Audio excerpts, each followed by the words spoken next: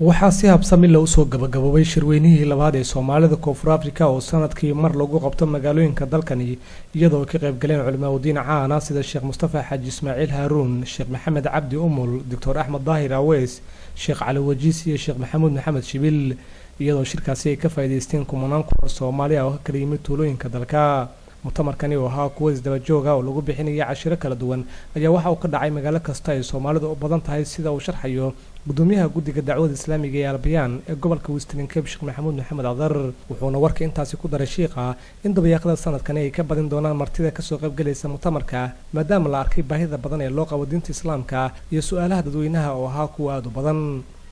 alxamdulillahi alladhi bi ni'matihi tatimmu as-salihat waxa ilaahi subhanahu wa 'azza wa jalla mahadiya in mu'tamarkii islaamiga ahaa ee labaad ee wadanka South Africa ay soo qaban qaabisay oo soo qaban qaabiyay majliska dacwada Albayaan oo inoo soo gabagaboobay iyadoo sanadkan ay nagala soo qayb galeen 5 kamida culimada waaweyn ee Soomaaliyeed waana sanadkii labaad oo mu'tamarkan ilaahay mahadi uu inoo qabsoomayo.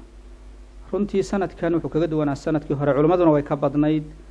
meelaha la tagay culimadu ay tagtay na aad bay u badnaayeen. 10 magaalo ugu waaweyn wadankan South Africa way ku wareegeen culimadu wayna tageen. waxaan dhihi karaa cadad aad u badan oo Soomaalida ku nool wadankan South Africa oo ilaa lagu qiyaaso tirkoob rasmi ah lagama hayo laakiin 50,000 ilaa 60,000 inta u dhaxaysa lagu sheego waxa la dhihi karaa cadad aad u badan oo Soomaalidaasi inay ka faa'iideysatay iyadoo culimadu ay tageen gobolada Soomaalidu ay ku badan tahay gaar ahaan magaalooyinka Soomaalidu ay ka ganacsato ee wadankan kuwa ugu waaweyn dhammaantood yani intii ugu badanayd ay suuragal ahayd ay tagaan ilaa 10 magaalo intaan ognahay way tageen culimadu waana ka qayb galeen dadweynuhuna si weyn bay u soo dhaweeyeen su'aalihi ay qabeenna waa looga jawaabay. ujeedada kulanka noocan loo qabtana waxa weeye in ummadda loogu cadeeyo manhajka saxiixa ah in wacyiga ummadda sare loo qaado in iskaashiga iyo isku tashiga ummadan Soomaaliyeed maadaama ay wax fara badan runtii oo dhibaato ah oo dalkoodii ka jirtay sababkii halka ay ka ummaddu u timi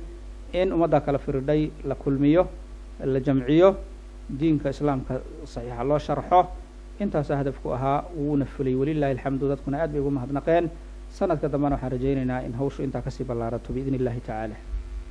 si kastoo ha ahaatee mutamarkan sanadlaha ah ayaa ka faa'iideystay kumanaan kun oo Soomaali ah waxaana wareysanay qaar kamid ah dadkii ka soo qayb galay mutamarka waxayna noo sheegeen in dalkan ay joogaan uusan ahayn dal Islaam ah sidaas darteed ay u baahan yihiin mashaayikh taqaana diinta Islaamka isla markaana ay weydiiyaan su'aalooyin dhowr ah oo horey mugdo ugu jiray.